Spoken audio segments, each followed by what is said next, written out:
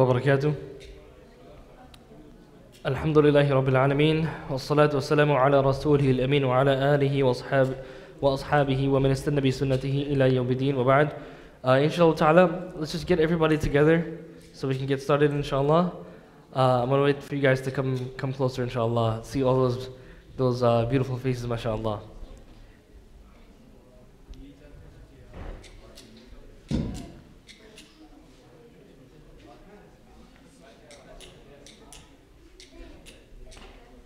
Alright, bismillah. Let's have somebody read this hadith. Alhamdulillah, we're up to hadith number 35. We're almost done. So let's have, we have about 7 hadiths left, okay, after this. So let's have somebody read this hadith for us. Let's have a volunteer. Abdul Rahman. Anyone have the mic? Does anyone have the mic for Abdul Rahman?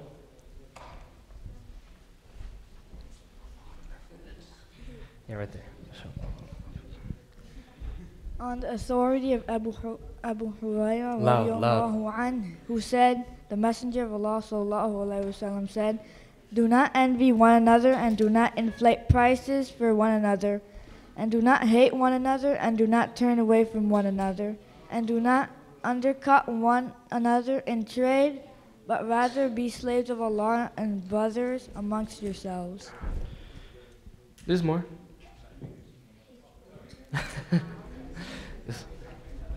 Just hang in there, inshallah. The next part's coming up. There we go.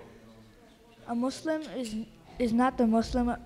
A Muslim is not the brother of a Muslim. He does not oppress him, nor does he fail him, nor does he lie to him, nor does he hold him in contempt. Taqwa is right here, and he pointed at his chest 3 times.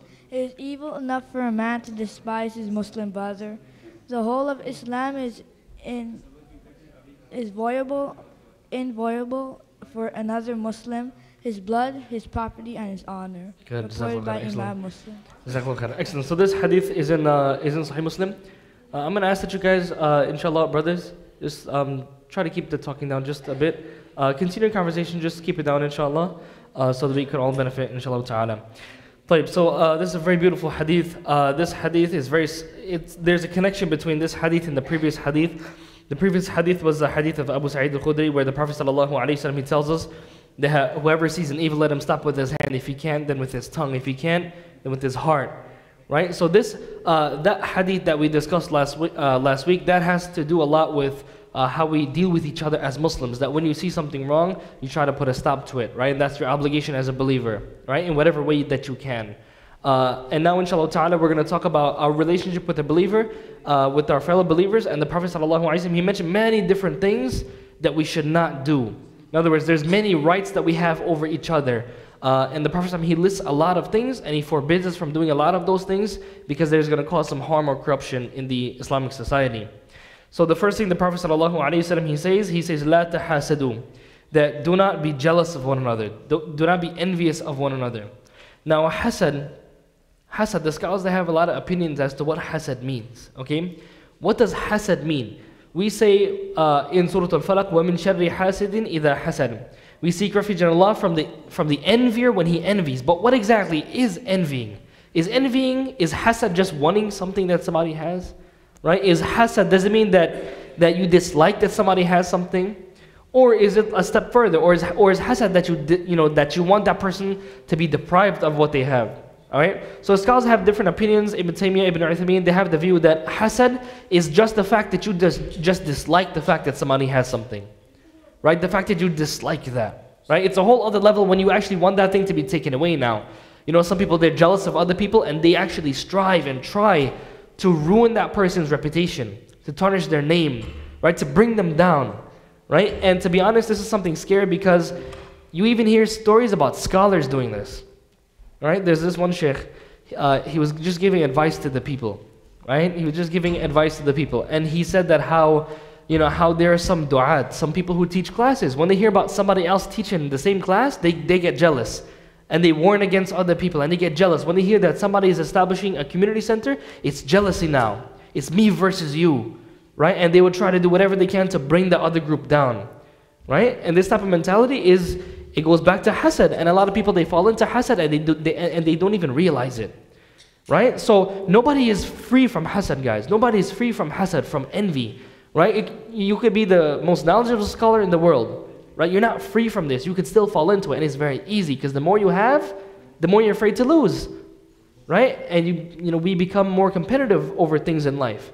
That's why Allah subhanahu wa ta'ala, He says, "Alhaakum at-takathur," that competing over each other to get more, that has deluded you. It's distracted you. Hatta zurtumul maqabir, until you visit the graves. When you end up in your grave and you're dead, that's when everything will make sense. That's when you're going to see what really matters. And the only thing that's going to benefit you is what you have, and the deeds that you have done, and the rewards that you have earned while you are alive. Right? So worrying about other people, what they have done, and the amount of good that they have, and the blessings of Allah subhanahu wa ta'ala that they have, that means nothing to you in the akhirah.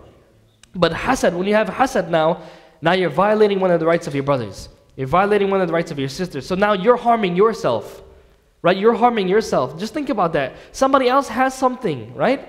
But don't shoot yourself in the foot. Right? Don't shoot yourself in the foot. Alright? So hasad, we're just going to stick with that definition, inshallah ta'ala, and that is that hasad is just that you dislike the fact that somebody has a blessing. You dislike the blessing of Allah subhanahu wa ta'ala on somebody else. Like I said, it's a whole different level now when you actually want that thing to be taken away. Right? But hasad is to dislike the blessing that Allah subhanahu wa ta'ala has given somebody. Okay? And as I mentioned, some scholars mentioned that it does mean that, that hasad means that you actually want that thing to be taken away. Now, when it comes to hasad when we realize what hasad is, we have to realize that hasad is a problem, not with the person. Right? Let's say you hear about a brother, mashallah, he bought a new car. Right? And you dislike that. Why him? Why does he have this car? Right? Like, look at me, I've been working for 5 years. I've been saving up. Right? And all of a sudden this brother, right? All of a sudden he has a new job, he has a nice car. Why? Why is that? Hasad is not a problem with the brother.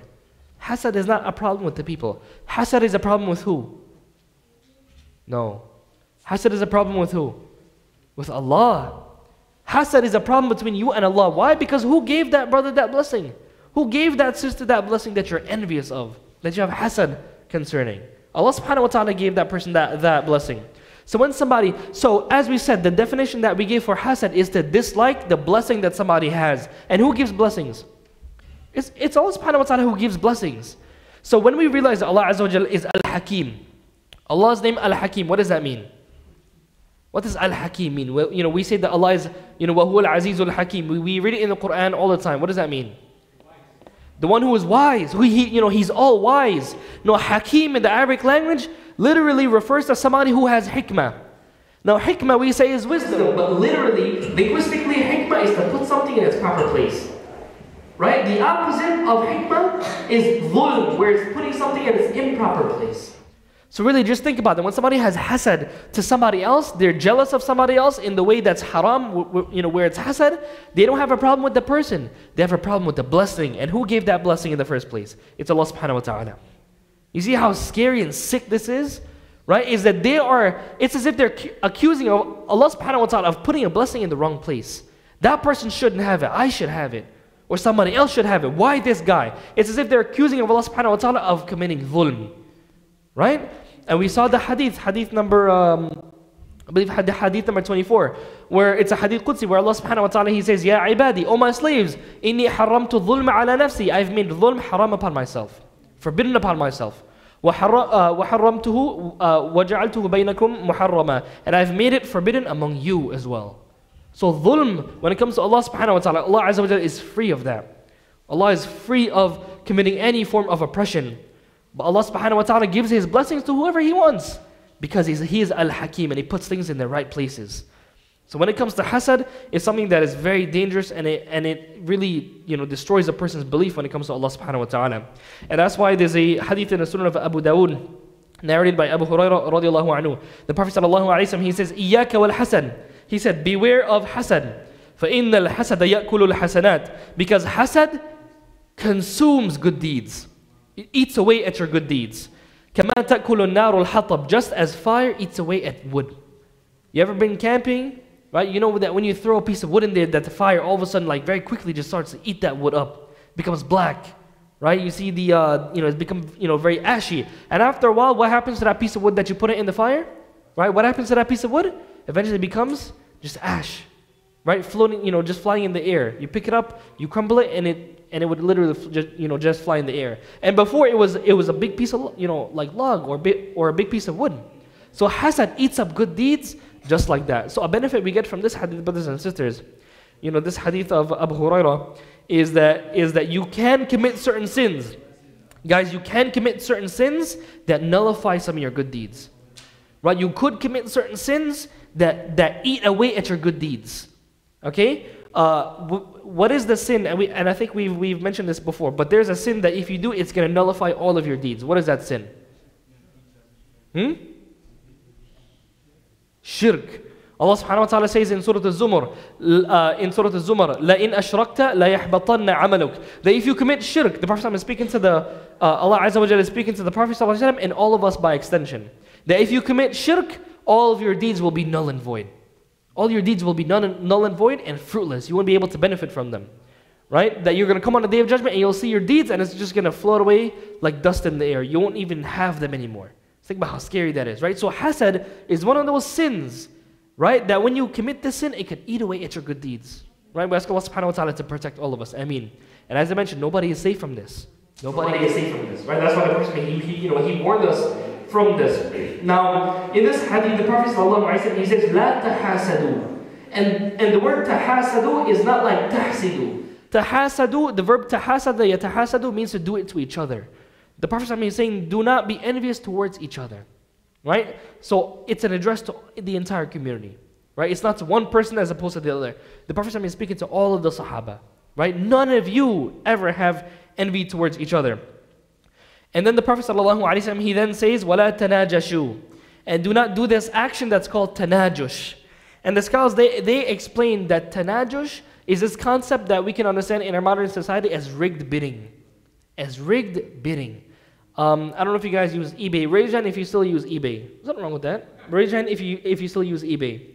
Most people use Amazon nowadays. People don't really use eBay as much as back in the day. But I know this brother, and I'm going to explain what the Prophet is telling us not to do. I think in the English translation it says, do not inflate prices for one another.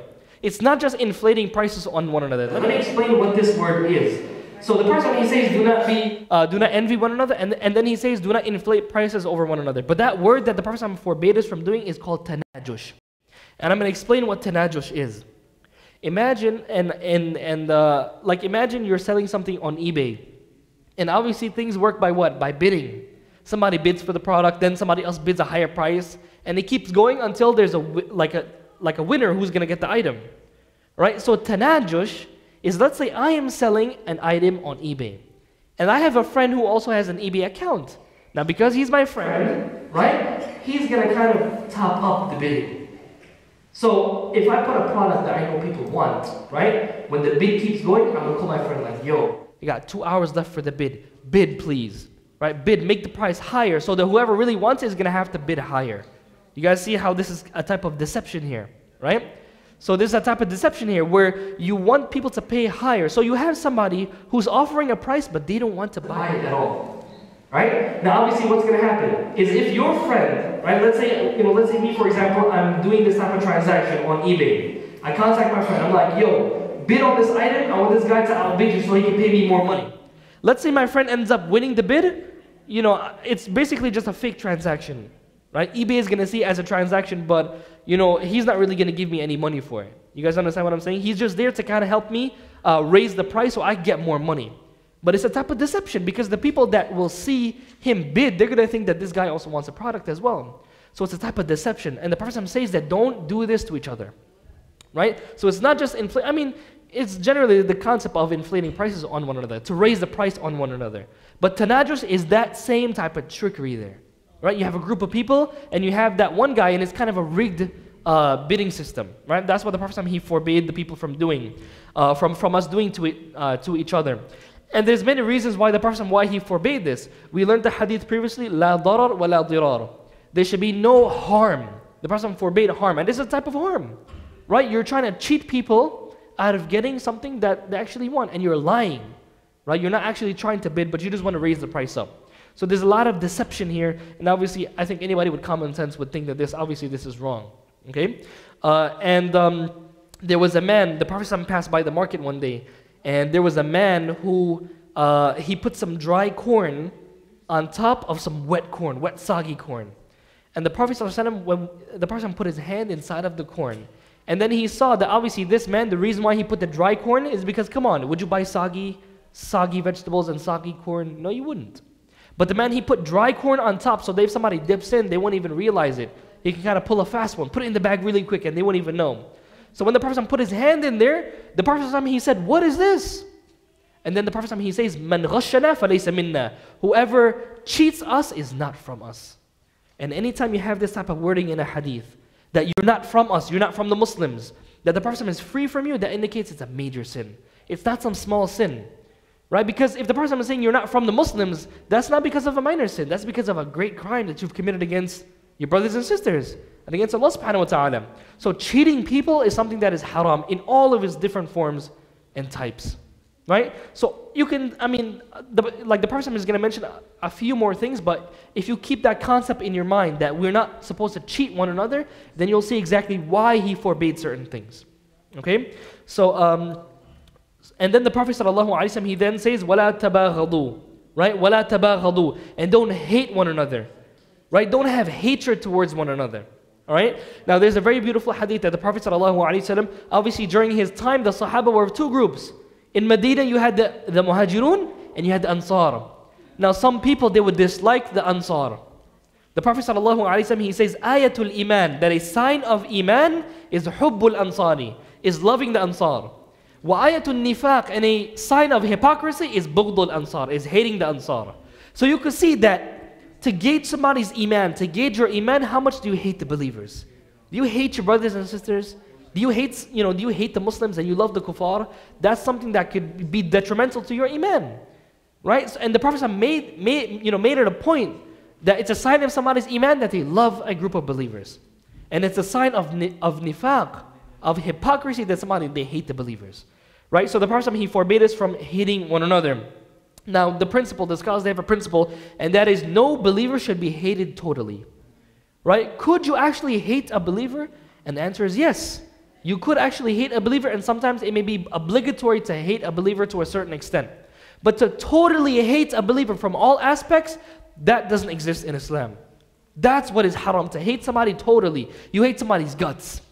Right? But the scholars, they have another principle, and that is the believer is loved according to his good, and he's hated according to his evil. Right? You hate the fact that your brother is doing an evil action. That's a type of hate that you have towards him, but it's towards the action. It's towards the aspect of evil that is within that person. Is everybody clear on this? So the thing is that you are to have general love for the believers, and generally you're not supposed to have hate, but the evil that exists among the believers, you hate that evil. So you hate the believer according to the evil that he has. You don't hate him totally, because the believer always has some good in him. Right? The believer always has some good in him. Right? So when the Prophet he says, لا تباغضوا, don't hate one another, that's talking about that's talking about hating each other for reasons that Islam does not encourage. Right? You hate this brother just because of where he's from. He has a different skin color than you. Right? He goes to a different school than you. He's from another country. He got married recently. He got a job. Right? And it's very connected to hasad as well. When you have hasad against somebody, you're going to hate on that person. Alright? Now when it comes to hasad, guys, hasad and kibr and arrogance, they're two sides of the same coin. Right? Because why do we feel that we are more deserving of things? Because we feel that we're better. Right? We feel that we're better. And the Prophet ﷺ says, whoever has a mithqalu dharra, whoever has an atom's weight, or the weight of a small ant, right? Or a little speck of dust. Sometimes when the sun is gleaming through your window, you see those little small tiny dust particles in the air? That's a mithqalu dharra. Right? That's a mithqalu dharra. So the Prophet says, if someone has that small amount of kibr in their heart, they will not enter paradise. And obviously that means right away. Right? They're not going to enter paradise right away. Eventually, if they die upon iman, they're going to enter Jannah. But just think about that. That could be something that prevents somebody from entering paradise. Right? And like I said, hasad, envy, and kibr, they go hand in hand. And the best example of this is who? Who is the best example to show us the relationship between kibr, arrogance, and hasad, envy? No, a person who had this. Was the best example of a person who had these two qualities, and still has these two qualities. Iblis. Iblis. You can clearly, anybody who reads the Quran, you can see how Iblis was jealous. And because of that jealous, why was he jealous? Because he felt that he was better. Why do I have to bow down to Adam? Why do I have to bow down to this guy who was created from some dirt? I was created from fire and he was created from dirt. So you see, his whole rationale was mixed up between kibr and hasad. Arrogance and envy. And they go hand in hand. Right? That you are envious towards others because you feel that you're better. That's why, and what does that lead to you? Like eventually falling into kufr, disbelief. And that's exactly like Allah subhanahu wa ta'ala says, kana min al-kafirin, that he's from the disbelievers. Right? So that's a danger when it comes to hasad and when it comes to kibr. Right? We ask Allah subhanahu wa ta'ala to protect us. Ameen. Another benefit of this part of the hadith where the Prophet sallallahu alaihi wasallam, he says, don't hate one another. Another benefit in terms of the meaning of this statement is the scholars, they mentioned that do not hate one another. That also includes doing things that will cause people to hate you. Doing things on purpose that you know will cause hatred among the people. On purpose, for no benefit. Obviously, sometimes you can't control it. You're doing something good and people are going to hate you anyway. But if there's something that you know you're going to annoy this person and that's going to cause a person to hate you, then the Prophet ﷺ, when he says do not hate one another, then you're also falling into the thing that he forbade. Right? So you don't hate one another and you don't cause things that will occur that will cause the hatred among the believers. An example of this is you know that these two brothers are friends. And you know they feel that it's a sensitive relationship. When you have like friendship, sometimes it could take an instant, a second to just destroy that friendship. And some people, what do? Because they want to cause fitna. They want to cause problems. They want to cause the hatred among the believers. They go and they spread some information to this one and that one. Yo, did you hear what he said about you? Right? Did you hear, he said this about your family, he said this about your country, and that causes hate among the believers. And that's what the munafiqun will do. They'll try to cause, fitna in the community. Right? Cause people to hate one another. And especially when it comes to spouses, when it comes to hating your spouse. The Prophet ﷺ, hadith in Sahih Muslim, narrated by Abu Hurairah. The Prophet ﷺ, he says, لا يفرق مؤمن مؤمنة, that no male believer should hate any female believer. In other words, no believing husband should hate his wife. Right? The Prophet ﷺ, he says, إن كره منها خلقا رضي منها آخر. If he dislikes one characteristic of hers, then he should be pleased with another. Right? I mean, you can't dislike somebody totally or hate somebody totally. So you see from this hadith, the Prophet ﷺ, he says that if somebody dislikes one characteristic, think about the other characteristics that you're pleased with. And the Prophet ﷺ didn't say that you're not supposed to dislike certain characteristics from people. Right? That's natural. Right? But to totally hate somebody, that could be detrimental to your iman. Right? So you can clearly see that we've mentioned that how hasad eats away at your deeds. Right? Hating one another, that could be something that, could be detrimental to your iman. Right? The sign of, like a sign of nifaq is hating the ansar, is hating some of the believers. So that could be detrimental to your iman, is if you don't fulfill the rights of others as the Prophet ﷺ commanded us to. And then the Prophet ﷺ, he then says, وَلَا تَدَابَرُوا, and do not turn your back towards one another. Right? Do not turn your back towards one another. In other words, don't ignore one another. Right? Don't separate ways from one another. And the general rule, guys, is when it comes to boycotting people, when it comes to boycotting Muslims and abandoning Muslims and turning your back towards Muslims, the general rule is that it's haram. And the dalil for that is this hadith. Don't turn your backs to one another. Now, are there any cases where we could turn our backs to one another? You could turn away from somebody and it would be okay. Are there any cases of that? Somebody give me a case where you could turn away from your Muslim brother. Right? You don't talk to him after that. Your whole life, you don't talk to him at all. Like, give me a situation where it will be okay. And why? Like, if you guide someone and, like, you guide them for a long time and they don't, they're, like, not guided, like, after a long time and they still do the wrong things then. So you should give up on people. I mean... Yeah? You should give up on somebody, like you give da'wah to them for 5 years. Like, he's not going to accept. You can't do that. You never give up hope on people. You never know who's going to accept. It could take a long time. It could take years. Some of the Sahaba took almost 20 years to accept Islam. Like Abu Sufyan. But the Prophet never gave up on his people. Right? He always was comforting and nice to them and forgiving towards them. Right? So that might be a bit problematic. But remember, the Prophet says, do not turn your back towards one another. My question is, if the Prophet is saying you can't turn your back towards one another, I'm asking, are there any situations where it will be okay to do so? That's the question, yeah. If turning your back on that person would yield more benefits than harm. Good, excellent. Now we're on to something. But give me an example. I think there was a case in which someone wanted to fight in a war during the time of the Prophet ﷺ, and yeah. I think he ignored him solely for the purpose of. I think he. I don't know the rest. That's all I know. Okay, yeah. Excellent. That's the example that I was going to give. So there was a Sahabi, his name was Ka'b ibn Malik radiallahu anhu. And he was among 3 people that when the Prophet ﷺ, when they went out to battle, he stayed back. He kept procrastinating. Right? So the believers, all of the Muslims, the Prophet ﷺ were getting, he was getting the people ready for battle. So he had he had days to prepare. Right? He had weeks, and Allahu A'lam if it was over a month, but he had weeks to prepare. So days would go by and he's going to be, and he was saying to himself that I'm going to prepare. Guess what happened? The next day came where the Muslims were going out for battle and he wasn't ready. So he stayed back, and he was one of 3 people who did so. It was 3 of them in total. And he stayed back and he felt so bad about it. He felt so bad about it. When the Prophet when he came back from the battle, the Prophet spent almost 50 whole days and the Prophet didn't even say a word to him. Like Ka'b radiallahu anhu would come to the Prophet and try to speak to him, and the Prophet would just ignore him. Right? He would just ignore him. 50 whole days went by. Right? This is almost 2 months here. The Prophet didn't talk to him at all. Like abandon him, turn his back towards him. Because there was a greater benefit. Now, Allah subhanahu wa ta'ala revealed ayat about Ka'b ibn Malik and the 2 other Sahaba.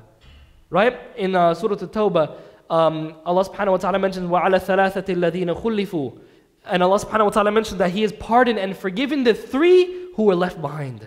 Allah subhanahu wa ta'ala pardons Ka'b ibn Malik and the 2 other Sahaba in the Quran. So when Allah subhanahu wa ta'ala, when you read Surah At-Tawbah towards the end, the second to last page, Allah subhanahu wa ta'ala speaks about the 3 that were left behind. Allah azza wa jalla is talking about who? Ka'b ibn Malik and the 2 other Sahaba. I don't remember their names. Right? But Allah subhanahu wa ta'ala pardoned him, and then the Prophet then he spoke to him. But the Prophet he did so for a benefit. Right? So that Ka'b can turn back to Allah subhanahu wa ta'ala. So that Allah azza wa jalla can make a judgment in his case. And the Prophet he waited, and Allah revealed ayat pardoning Ka'b ibn Malik radiallahu anhu. And Allah azza wa jalla accepted his tawbah. Right? Allah subhanahu wa ta'ala forgave him. So if you look at it, the Prophet he says, don't turn your back towards one another, but he did it. He did it himself to show us that there are certain cases where you can turn your back towards somebody. Now I'm going to give an example of how we can implement this. Right? General rule, you can't turn your back towards anybody, to any believer. But let's say your friend now, you see him drinking alcohol, and he doesn't want to listen. So you're like, you know what? Akhi, I'm done with you until you stop. And you don't talk to him, and you know that he's a good friend of yours. He's going to feel bad. This is going to like kill him inside. That, my best friend doesn't even want to talk to me anymore, right? If you know that there's going to, that abandoning him will yield more benefits, then you could do so. But my question is, what if I want to abandon somebody but it's going to lead to more harm? Can I do so? No, then it becomes haram. This goes back to the principles that we mentioned last week. Remember, if you're going to stop the evil with your hand and it's going to lead to more evil, then stopping the evil with your hand becomes what? Becomes haram. Because you're causing more fitna. You're causing more evil. Right? When you want to forbid the evil, it's supposed to lessen the evil. Right? So if you abandoning your brother when he commits a sin, even if it comes to bid'ah or something like this, right? Like a sin that somebody does, if you abandoning that person is going to increase them in their sin and in their bid'ah, in their transgression, then it becomes impermissible to do so. Because it's going to lead to more problems. And Allah subhanahu wa ta'ala wants us to forbid the evil and to suppress the evil as much as we can. Right? So when it comes to abandoning and boycotting, we're talking about things that don't have any religious benefit. Like for example, you hear that it comes from jealousy. You're jealous of somebody, so you turn away from them. Right? Somebody gives you advice, sound advice, sincere advice, and you turn away from that person. Where as a believer, you're supposed to give somebody advice. Sometimes somebody may come to you and give you advice, and because you feel like that person is attacking you, you're like, you know what, I'm not going to talk to this person anymore. I'm going to separate myself from this person. That's not a valid reason to abandon somebody. But like I said, it's okay if there's more benefits that will come about. Like if somebody's committing a sin, and you want that person to turn back to Allah subhanahu wa ta'ala, then it's permissible. Also, there's another reason why you can turn away from somebody, and that's if they're going to cause you harm. If somebody's going to cause you harm in your deen or your dunya or your akhirah, then you can turn away from that person. I'm going to give you an example. Let's say you know that if you sit with this person, you're going to be listening to music. If you sit with this person, you're going to be engaged in backbiting. They're just going to influence you one way or another. You're going to be in a gathering where you're going to be disobeying Allah subhanahu wa ta'ala. In that situation, it's permissible to abandon that gathering and abandon that person. And I'm going to mention a statement of one of the greatest scholars in Islamic history, Ibn Abd al-Barr, who was a great Maliki scholar. He says, وَأَجْمَعُوا عَلَى أَنَّهُ يَجُوزُ الْهَجْرُ فَوْقَ ثَلَاثٍ لمن كانت مكالمته تجلب نقصا على المخاطب في دينه أو مضرة تحصل عليه في نفسه أو دنياه. Ibn Abd al-Barr, rahimahullah ta'ala, he says that the scholars have ijma', there's consensus, no difference of opinion, that it is permissible and it's okay to abandon somebody, that if you speak to that person and you engage with that person, it's going to harm you in your dunya or your deen, and it's going to cause some type of harm to you as a person. And that's why the Prophet ﷺ, he tells us that al-mar'u ala dini khalili, that a person is on the religion of his close friend. فَلْيَنْظُرْ أَحْدُكُمْ إِلَى مَنْ يُخَالِلُ. So look to who you take as your close friend. So if you know that if you chill with somebody, they're going to cause you harm in your deen, they're going to bring you away from Allah subhanahu wa ta'ala, then it becomes obligatory. It might be obligatory upon you to stay away from that person. Now the general rule is how many days are we allowed to kind of boycott from, separate ourselves from somebody? Like, what's the maximum amount of days that we can do so? 3 days. 3 days, right? There's a hadith, the Prophet ﷺ, it's a hadith in Bukhari and Muslim narrated by Abu Ayyub. He says, لا يهجر مسلم أخاه فوق ثلاث. That no believer, no Muslim should abandon his brother for more than 3 days. The Prophet tells us how, what is considering abandoning somebody. The Prophet, he says, يَلْتَقِيَانِ, that they both meet together. فَيُعْرِضُ هَذَا وَيُعْرِضُ هَذَا. So this one turns away from the other one, and this one turns away as well. Right? That they could do that for up to 3 days. After that, it's not permissible for them to do so. And then the Prophet ﷺ, he says, وَخَيْرُهُمَ الَّذِي يَبْدَأُ بِالسَّلَامِ. And the best of the two of them is the one who starts with the salam. So just to sum it up, guys, if you have a problem with somebody, listen, you can take a day off from dealing with that person. Like, all right, akhi, I don't want to talk to you for today. 2 days, it's fine. 3 days, it's fine. But the minute you go over 3 days, that's when you're falling into something that's haram. And the Prophet, he says, the best of the two of them is the one who starts with the salam.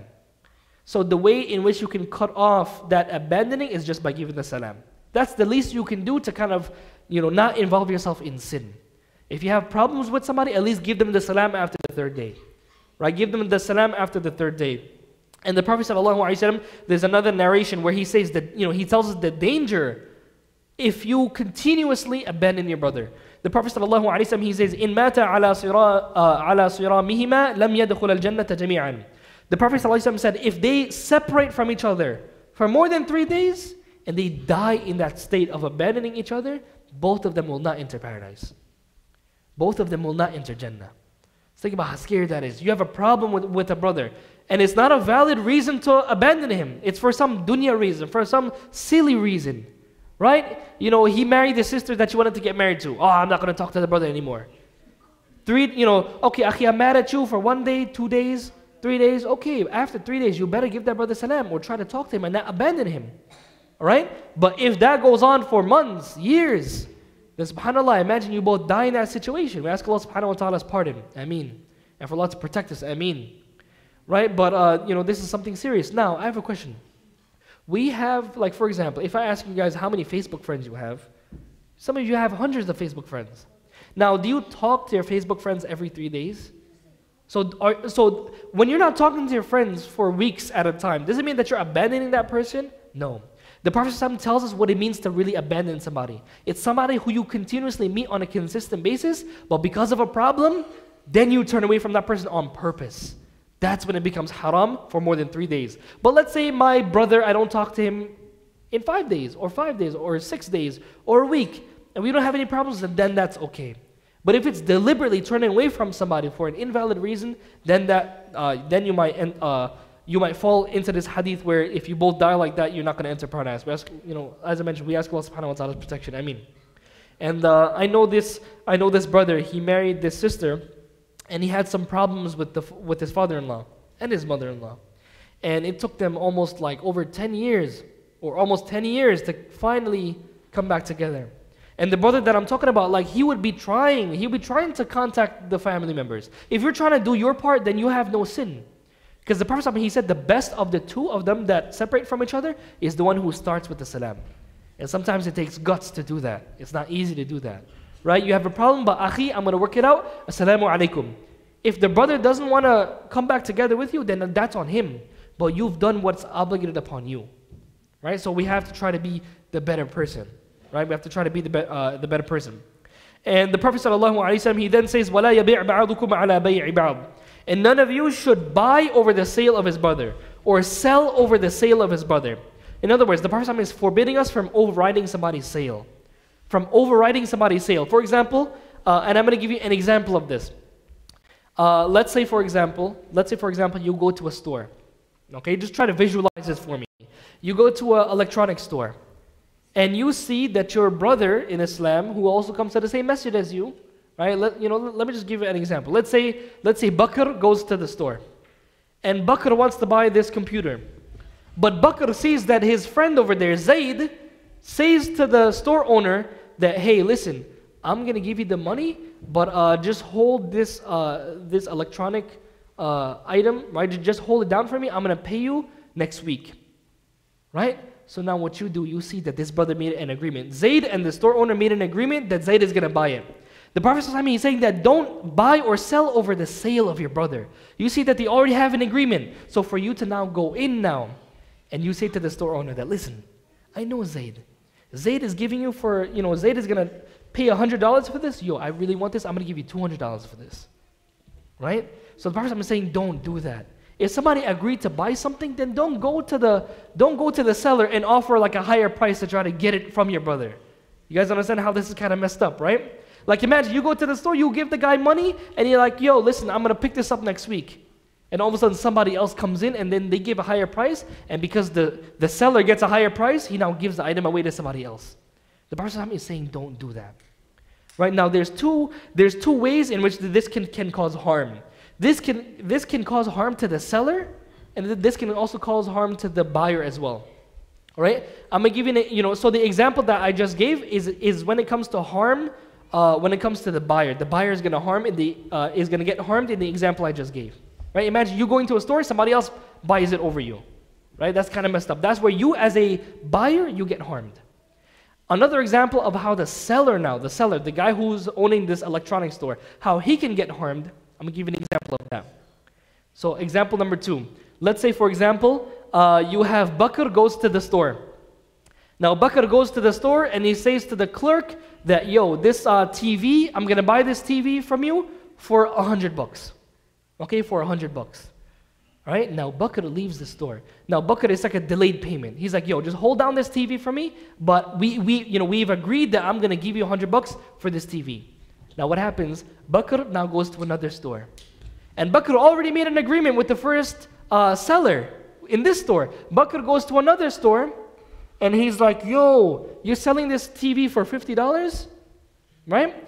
And the seller in the other store, he knows that you've already made an agreement with this buyer. But he's like, yo, I'll give you the same TV for $50.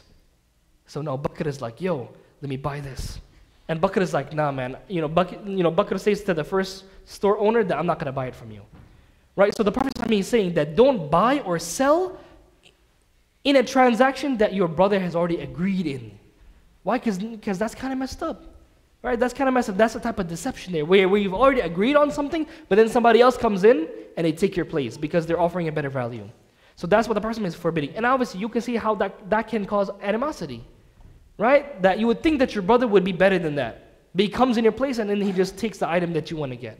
Right? So the Prophet ﷺ, he forbade the Sahaba and the Muslims at large from doing that. Now, if you didn't agree with the store owner, can somebody else come and buy the item?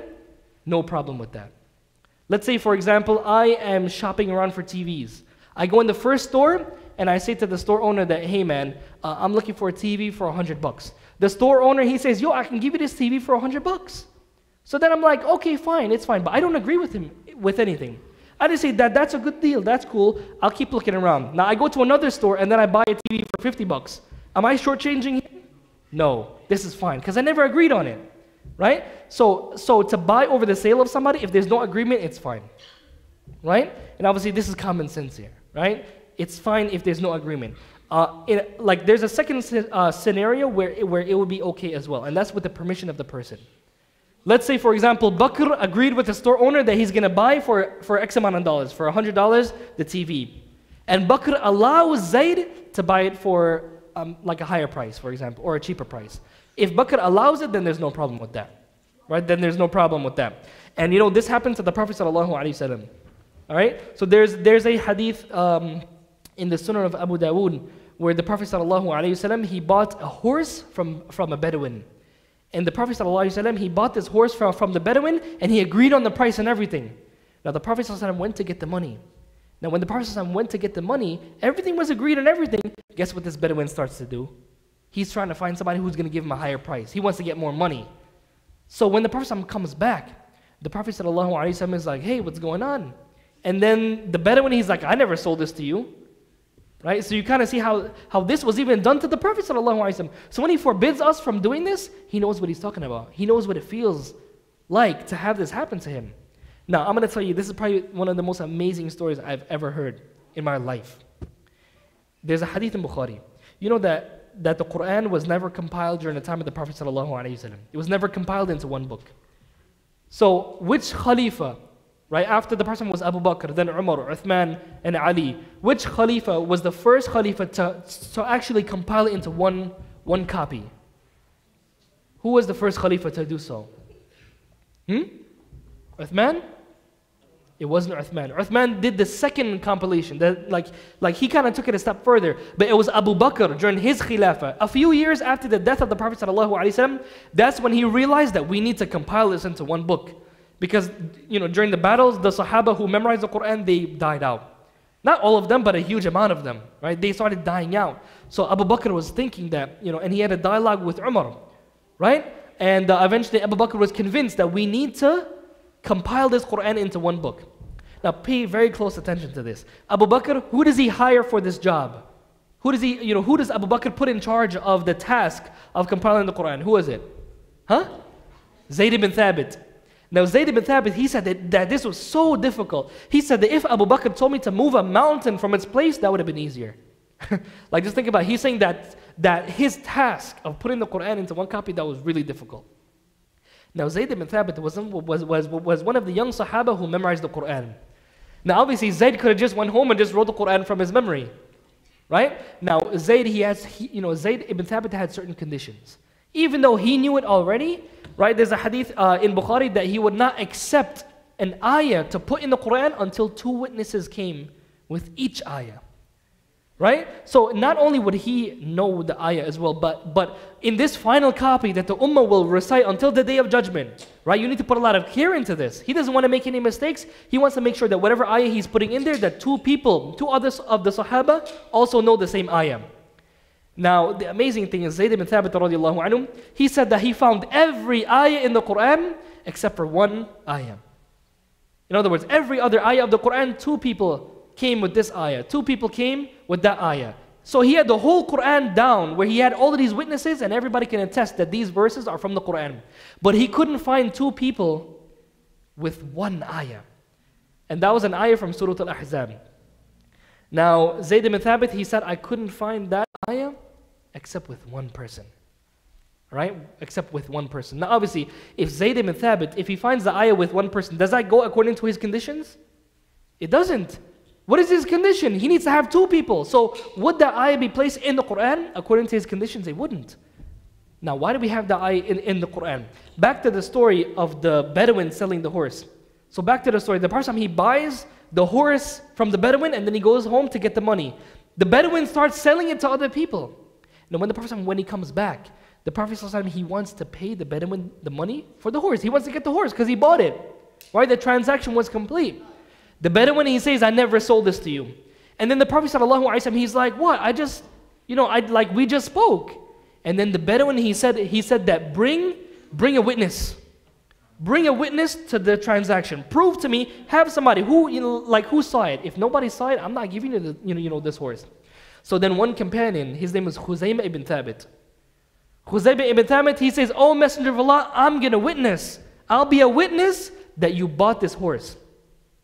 Now the Prophet ﷺ, when the Bedouin saw that this man was testifying for the Prophet ﷺ, he gave him the horse. Because he saw that obviously he's going to be exposed now, right? He thought he could pull a fast one on the Prophet ﷺ. Now after the Bedouin left, the Prophet ﷺ, he said, "Oh Khuzaymah, were you really there? Did you really actually see me buy the horse?" And Khuzaymah is like, "No." So then the Prophet ﷺ, he says that, "How can you bear witness and give a testimony on something you didn't even see?" So Khuzaymah, he said something amazing. He said, "O Messenger of Allah, I believe that you're a prophet of Allah. I believe that you're getting revelation from Allah. Am I going to disbelieve in you in a few dollars? In a bit of money?" So the Prophet ﷺ, he said that after this day, Khuzaymah ibn Thabit, his testimony will be worth the testimony of 2 people. Authentic hadith. The testimony of Khuzaymah ibn Thabit will be worth 2 people. Now years later, the Prophet ﷺ passes away, and Zayd ibn Thabit randomly couldn't find one ayah except with one person, and that happened to be Khuzaymah ibn Thabit, that the Prophet ﷺ and the Sahaba knew about Khuzaymah ibn Thabit. He couldn't find that ayah with anybody except Khuzaymah ibn Thabit, and he was one man. But the Prophet ﷺ said years ago that the testimony of Khuzaymah ibn Thabit it will be sufficient. It's worth the testimony of 2 men. Wallahi, that's amazing. Now what's even more amazing than that is what the ayah was. What the ayah was. The ayah in Surah Al-Ahzab, right? The hadith in Bukhari, Zayd ibn Thabit, he mentions what the ayah was. And the ayah was, مِنَ الْمُؤْمِنِينَ رِجَالٌ. The ayah was from Surah Al-Ahzab, where Allah, he says, from the believers are men, صَدَقُوا مَا عَاهَدُوا اللَّهَ عَلَيْهِ, that they are truthful to Allah in their agreement with Allah. Just think about how amazing that is. Wallahi, how can you make something like this up? Right? And these are hadiths that have been narrated after the Prophet's death. And the Sahaba, they knew about Khuzaymah ibn Thabit. But just think about how amazing that is. This should, inshallah ta'ala, increase our iman in the Prophet sallallahu alaihi wasallam. Right? That he would say something about Khuzaymah ibn Thabit, and then years later, that will be the thing that will cause this ayah to be put into the book of Allah subhanahu wa ta'ala. Right? So just think about this every time you read that ayah. Wallahi, it's amazing. Another benefit of this hadith is that we shouldn't do this when it comes to marriage as well. You shouldn't buy over the sale of your brother, and you shouldn't marry a sister that's already agreed in marriage to another brother. For example, let's say Bakr in this other example, he's getting married to this sister. They're engaged. They have a khitbah, and a khitbah in Islam is basically like an agreement of marriage. So Bakr agrees with this sister that he's going to get married to her. Now tomorrow, what happens? Zayd comes and he's like, "Listen, sister, let's call her random name. Let's say Zainab." Right? So Zainab and Bakr are supposed to get married. Now Zayd comes the next day and he's like, "Listen, Zainab, I want to get married to you." And then Zayd and Zainab, they get married. The Prophet ﷺ, he forbade this. There's a hadith in Sahih Muslim where the Prophet ﷺ, he says, وَلَا يَخْطُبْ عَلَى خِطْبَةِ أَخِيهِ, that none of you should marry in the place of his brother. Now obviously it's okay if there's permission. Bakr is like, "Listen, Zayd, I think you'll be a better match for Zainab, you can get married to her." Right? And as long as there's an agreement, it's okay. But to go behind somebody's back and to kind of cheat them in that way, then that's haram. And obviously that's going to cause a lot of animosity. Alright? Then the Prophet ﷺ, he says, وَكُونُوا عِبَادَ اللَّهِ إِخْوَانًا. And the Prophet, he says, and be, O slaves of Allah subhanahu wa ta'ala, be brothers. Be brothers to one another. And that's why Allah, he says that the believers are only brothers. The Prophet ﷺ, he says, Al-Muslimu akhul Muslim, that the Muslim is a brother of a Muslim. Right? We should look at each other as brothers, as siblings in faith. And then the Prophet ﷺ, he says that a Muslim, la yadhlimuhu, he does not oppress his brother. He doesn't oppress his brother. And we spoke about this in the Hadith Qudsi, that Allah has made oppression haram upon himself, and He's made it haram upon us towards each other. So oppression in Islam, dhulm, is to take the rights of somebody. And that is to backbite somebody, to take their money, to do the things that the Prophet ﷺ forbade us from doing. Now, when it comes to somebody taking your rights, when it comes to somebody oppressing you, Islamically, do you have to forgive them? You heard about somebody backbiting you. You heard about somebody, you bought something and they came behind your back and bought the same thing while you already agreed. They did the things that the Prophet forbade. So they took one of your rights as a Muslim. Do you have to forgive that person? Raise your hand if you think that as a Muslim, you have to forgive your brothers and sisters. Raise your hand if you think that you have to forgive, that it's wajib upon you to forgive your brothers and sisters. Right? Raise your hand if you think that you don't have to. Raise your hand if you think that you don't have to forgive your brothers and sisters. So we got more people. And that's the correct view. There's nothing in the Quran and Sunnah that obligates somebody to just forgive people when they've done wrong to them. Obviously, it's recommended. And there's a hadith where the Prophet ﷺ, in Sahih Muslim, the Prophet ﷺ, he says, مَا زَادَ اللَّهُ عَبْدًا بِعَفْوٍ إِلَّا عِزًّا. The Prophet ﷺ says that when a slave of Allah, when he forgives, the only thing that Allah increases that person in is in more honor. When you forgive somebody, Allah increases you in more honor and in more virtue. Right? So it's something that's definitely encouraged in Islam, but you're under no obligation to forgive somebody that robbed you, to forgive somebody that was backbiting you. Now, obviously, it's encouraged, but it's not obligatory, to the point that if you don't do it, you're committing a sin. Okay? Now, when it comes to, and we mentioned this hadith before, that on the Day of Judgment, on the Day of Judgment, we're going to repay each other when it comes to the good deeds and the bad deeds. Right? When somebody has oppressed you, right? If you don't forgive them in this life, then you can have an opportunity to take that person's good deeds. Right? And wallahi, that's kind of scary for all of us, right? You shouldn't be like, yo, I'm going to get this guy's good deeds, I'm going to get that guy's good deeds, I'm going to get her good deeds, I'm going to get his good deeds. No. Who's going to get your good deeds? Think about that. It may be nice to think about getting other people's good deeds, but Allah subhanahu wa ta'ala knows who will be getting our good deeds. Wallahi, that's scary. And that's why if there's anybody that I've done anything wrong to here, forgive me now. Right? Forgive me now, inshallah. Like I'm sincerely asking you. Right? And I think there's a difference between somebody asking you to forgive them and they're actually sorry versus somebody who continues to oppress you. That's a big difference there. Right? So, and everybody here, you can know that I've forgiven you. Right? I've forgiven everybody here. And we should do that to each other as believers. And the Prophet ﷺ, he then says that the believers are brothers to one another. لا يظلمه. The believer to his brother does not oppress him. ولا يخذله. And he doesn't abandon him. If a brother comes up to you and he needs your help, and you have an ability to help him, the Prophet says that a believer does not abandon his brother. He does not abandon his brother. Okay, so you need to help your brothers and sisters when they come to you and they're in need. Right? So the Prophet forbade us from abandoning one another. And then the Prophet ﷺ, he says, وَلَا يَكْذِبُهُ. And the believer should not deny his brother. When your brother comes up to you, don't call him a liar. And the scholars mentioned that the Prophet ﷺ is forbidding us from calling each other liars. For no reason. Right, that you're a liar. I don't believe you, akhi. Right? Where the general rule of a Muslim is that, they're free from these types of sins. Right? So when a Muslim comes up to you, take their word. Obviously, when it comes to something that requires verification, that's a different story. Right? But the general rule is that you don't accuse anybody of lying unjustly. The Prophet forbade us from doing that. And then the Prophet he then says, وَلَا يَحْقِرُهُ. And the believer does not look down upon his brother. Right? He does not look down upon his brother. And some people, they just look down upon people because of their skin color, because of where they're from, because of their gender, and the Prophet forbade us from doing that. Right? So under no circumstance should you look down on anybody. And even if it's a brother committing a major sin, this brother is committing zina, he's drinking alcohol, yeah, he's committing a lot of sins now. But Allah subhanahu wa ta'ala may guide that brother where he becomes better than you, and you may die committing those same sins. So you don't know how your life is going to end. Never look down on anybody. And you have examples of this. You have brothers. Now, I remember one of my teachers, he said that how when he first started learning, a brother came up to him and said that you're a jahil, you're an ignorant person. My teacher told me that later on, my teacher started learning a lot. And, obviously he gained a lot of knowledge in Islam. He memorized the Quran, learned Arabic language, and the same guy who called him a jahil, who looked down upon him, he left Islam and he's now a kafir. Just think about that. So never look down on anybody. You don't know how you're going to end up. That person might end up better than you.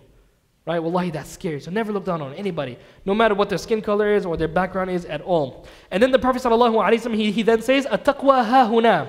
The Prophet ﷺ, he pointed to his heart 3 times and he says, "Taqwa is here. Taqwa is here. Taqwa is here." And he points to the heart. And that shows that if the heart is sound, then everything else will be sound. So you see how Imam Nawawi, he puts this hadith later on, where this hadith has a lot of things that the previous hadith speak about. Talks about the heart. So taqwa lies in your heart. And we explain what taqwa is.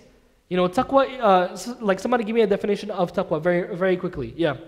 Let's get the mic up here so everybody can hear, inshallah. Remember, Abu Hurairah was asked about taqwa. What did he say? Do you remember? Yeah, he gives the guy an example that asked him. Someone asked Abu Hurairah, What is taqwa? And he responded, have you ever come to a thorny path? And the guy said yes. And and then he was like, what do you do? And then he was like, I lifted up my robes and tried to avoid all the thorns. And then he said that's what taqwa is. Good, excellent. And he said that that's what taqwa is. That taqwa, to protect yourself from Allah subhanahu wa ta'ala's punishment, just as you would protect yourself from thorns, it starts in the heart. It starts here. So if you wanna know how to fix yourself and prevent yourself from doing all of these things that the Prophet he forbade us from doing towards each other, it starts here. It starts within yourself. If you want better character towards your Muslim brothers and sisters, towards others, you need to start within. Right? You need to fix what's inside of here. And the only one that can fix what's inside of here is Allah subhanahu wa ta'ala. Right? And you need to fight that. You need to fight against your own nafs. Okay? And then the Prophet sallallahu alaihi wasallam, he then says, بِحَسْبِ مِرْئٍ مِنَ الشَّرِّ أَن يَحْقِرَ أَخَاهُ الْمُسْلِمِ. He says that it is enough evil to look down on your Muslim brother. That's enough evil to do that.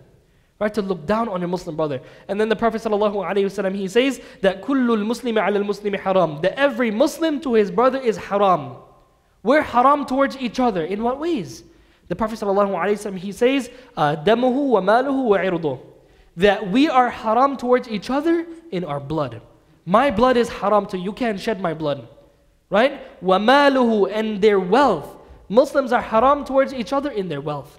So I am haram to you in terms of my wealth. You can't take my wealth unjustly. And then the Prophet ﷺ, he mentions وَعِرْضُهُ, and his honor.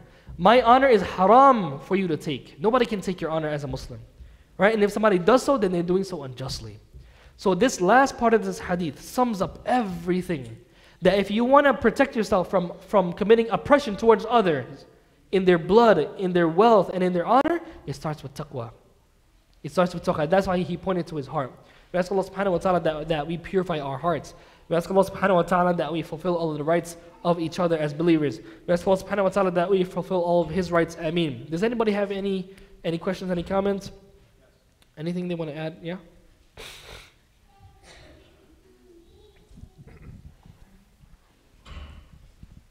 Anyone? There is a question from Facebook, sister. Assalamu alaikum, brother. I have a question. What if that person continues to cause problems in your life, and in order to have peace of mind, you stay away? How bad is that? So excellent question. This is something that happens, a very real situation. Now, as we've mentioned, if somebody's going to cause a harm to you, I've mentioned the statement of Ibn Abdul Barr where he mentions that there's ijma'. Now we have to understand, a lot of people, they don't understand how ijma' works. When it comes to following Islam, you don't follow Islam based on my statement, or your statement, or your mom's statement, or your dad's statement. Right? When somebody comes to you and they tell you got to do something, you got to ask that person, okay, did Allah say it? Did the Prophet ﷺ say it? Right? We obey Allah and His Messenger ﷺ. Allah, He says in the first verse of Surah Al-Hujurat, Allah, He says, Ya ayyuha alladhina amanu, O you who believe, la tuqaddimu bayna yaday Allahi wa rasulih. Do not put anything in front of Allah and His Messenger. Right? So as soon as you open your mouth about Islam, you better have something backing your statement that comes from Qala Allah, that Allah said, أو قال رسول الله صلى الله عليه وسلم, or the Prophet said. Otherwise, you should keep your mouth shut. Right? You should have proofs in everything that you say. And inshallah ta'ala, by you guys coming to Monday Night Boost, you'll see that everything that we mention, we try to mention the proof for it. Who cares about my opinion? Nobody should care about my opinion. Okay? Nobody's opinion matters if it goes against what Allah and His Messenger sallallahu alaihi wasallam, if it goes against what they say. Right? But there's a third source as well. A lot of Muslims don't understand how this works. So we have Quran that we follow the Sunnah, but there's a third source as well, and that's called ijma'. Ijma'. Everybody repeat after me. Ijma'. Ijma'. If you want to spell it out, it's I-J-M-A, and there's a ayn at the end. Ijma'. Now ijma', what ijma' is the English translation of ijma' is consensus. It's agreement. When it's an agreement that people have, that's called ijma'. That's also a source of law in Islam. And the proof that this is a source of law is there's a hadith with the Prophet ﷺ where he says, لا تجتمع أمتي على ضلالة, that my ummah will never agree upon misguidance. So anytime the ummah agrees together on a particular point, then it's not misguidance. It could be used to, derive guidance from that. Now, how do we know what ijma' is. How do we know where to find ijma'? Like the Quran is clear. Allah's speech is in the Quran. The Sunnah is in the books of Hadith. I can see that. Bukhari, Muslim, and things like this. But what about ijma'? Where can I find ijma'? Now ijma', you have to go to the books of the scholars. So for example, there have been books written by scholars that deal with ijma'. You have the book Al-Ijma' by Ibn Mundhir, very famous book, relied upon book, where he mentions, like he lists a lot of points that the Muslim Ummah has agreed upon. So whatever you read in that book, and you see that there's no difference of opinion about what these scholars have mentioned, then that's a valid points of evidence. Okay, you have other scholars like Ibn Hazm, he wrote a book called Maratib al-Ijma', many other books that deal with ijma'. Okay, and even when it comes to aqeedah as well, there's books that deal with ijma' of aqeedah. Like Al-Karmani, he has a book called Ijma' al-Salaf fi Bab al-Aqeedah. I believe that's what the book is called. That the ijma' of the early Muslims when it comes to aqeedah. There's certain things that we can differ in. So the reason why I'm mentioning this is because earlier in the talk today, I mentioned a statement of Ibn Abd al-Barr, which is a great Maliki scholar. Right, hundreds of years ago he lived. He mentioned that there's ijma', that you can abandon somebody if they're going to cause you harm in your dunya, your deen, or your akhirah. If somebody's going to harm you, you know that somebody's out to get you. And if you associate with that person, you're going to get harmed. Somebody's looking to kill you. Somebody's looking to attack you. You don't go chill with that person. Sit down, akhi, I'm not supposed to abandon you for more than 3 days. No, you get out of there. Right? You get out of there. Right? You don't associate with that person. Why? Because it's going to cause you harm. If you know that somebody's going to cause you a miserable life and you can't worship Allah subhanahu wa ta'ala, you can't have comfort in your life, this person is oppressing you, and the only way to get away from it is to leave, then you got to leave. As a believer, you are not supposed to be sitting there and get beat up, get oppressed, and just take it and be like, okay, I'm not supposed to abandon the person. No, if it's going to cause you harm, there's ijma' of the scholars. Consent, no difference of opinion that it's allowed to abandon that person for more than 3 days. Right? So if you keep this guideline, and it's a case-by-case situation. I know the person who asked this question, you have a particular situation that you are dealing with. So looking at this particular principle, is this person causing you harm in your deen or your dunya, in your worldly life? Somebody's preventing you from making money. Somebody's causing you to lose money. Somebody's causing you to, get into serious problems. Even in the dunya, you can leave that person. But obviously, you have to try to work it out. Because the general rule is that you're not allowed to abandon somebody. Try to exhaust all means. Try to talk to the person, try to advise them over and over. And even when it comes to marriage, even when it comes to marriage, Allah subhanahu wa ta'ala gives the husband like a step-by-step process when it comes to the wife. At the end, Allah subhanahu wa ta'ala, He says, فَهْجُرُوهُنَّ فِي الْمَضَاجِعِ. Right? Like one of the steps that Allah subhanahu wa ta'ala gives the husbands is to kind of leave them, abandon them in the beds. That the husband, he sleeps somewhere else, kick it in the, on the couch, right? Sleep on the couch and like separate beds with the wife, so that inshallah ta'ala that can bring about some healthy reflection, right? So there are certain cases where you're allowed to leave somebody, right? So hopefully inshallah ta'ala that answers the question. Yeah. There is another question from Facebook. Sure. I am in a real estate business of buying and selling. However, sometimes we do offer higher prices than an offer just so I can get a deal. So that means I'm committing a sin? Okay, very good question. So back to what we mentioned, right? If you've agreed, you've made an agreement, you signed the papers that you're going to buy a particular property and everything, like all of the agreement has been made. You see, the thing is, the Prophet ﷺ, what he's forbidding here, we have to understand what he's forbidding. He's forbidding for somebody else to come in and to interrupt the contract, right? But if you are in a particular situation, where you can have an option to cancel the sale, then that's perfectly fine, that you could take that right as a Muslim. And I don't want to get into this with too much detail, but just to sum up what, just the answer to this question is that there are certain situations Islamically where you could cancel a sale. You agree with somebody, and this is called al-khiyaru fil majlis. The Prophet ﷺ, he says that when a person wants to buy something from a seller, as long as they don't leave, they have the choice to cancel the agreement whenever they want. So if you're in the process with somebody when it comes to formulating an agreement, and you hear of a better deal, then you can cancel it. But when the Prophet, what he forbids here is for somebody deliberately to come in now, right? For somebody to come in now and to kind of shortchange somebody deliberately like that, right? But if you as a buyer, you find a better deal and you have the option of canceling an agreement Islamically, then you could perfectly do so. There's nothing wrong with that, right? But what's haram is for you to come in and after the agreement has already been made, in a situation where you can't cancel the contract, the deal has already been made, the guy's on his way to bring the money, and then all of a sudden you're like, no, akhi, this guy, is giving me a better deal. That's a different story. When somebody's doing it to cause oppression or to cause some type of deceit. Is everybody clear on what I'm saying? There's a difference between that, okay? So, like I said, if there's an agreement, if this is a long topic that deals with kitab al-buyu', that deals with transactions Islamically, but if you're in a situation where the deal has not been completed yet, okay, you have a choice of canceling or going on with the deal, and you hear of some better deal, then you can cancel it. But when it comes to somebody else coming in now and trying to take somebody else's spotlight or trying to shortchange somebody, then that's what will be haram. Okay, like I said, this is a long topic. There's different scenarios that we can talk about, but that's going to take a long time. Hopefully, inshallah ta'ala, that gives some insight and answers the question. Any other questions? Here. One Yes. question. Assalamu alaikum. You talk about, wait, 1 second.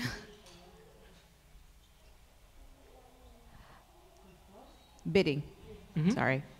So, a lot of people do bidding for houses. People do bidding for just even paintings and stuff like that. Yeah. And obviously, it's more than the worth of the product itself. Is bidding in general wrong? No, bidding is perfectly permissible. There's nothing wrong with bidding. Okay.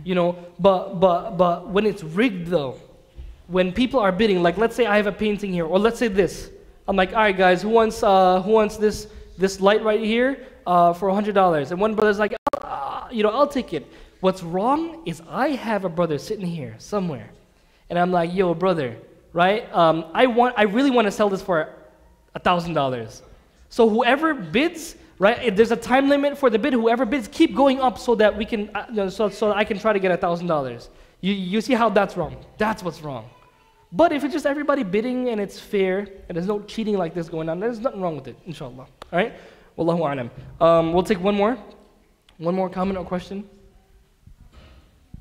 There is a question from overseas, but it's not directly related to the topic. Okay, sure, no problem. That's welcome. Inshallah. Is it a part of sunnah to recite these 3 dua in the last sujood? Allahumma inni as'aluka husnul khatimah. Allahumma rzuqni taubatan nasuha qabla al-maut. Allahumma ya muqallibal qulub sabit qalbi ala dinik.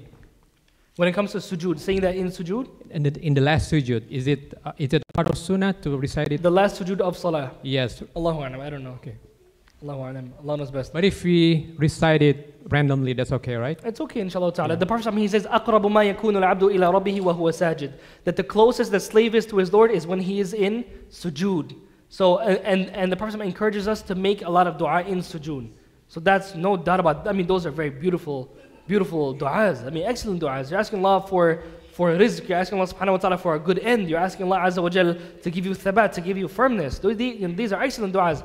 But to specifically say that it's mustahab or recommended, or it's the sunnah, then Allahu a'lam, I don't know. If there's a hadith that says that, then we can say that it's from the sunnah, but I don't know.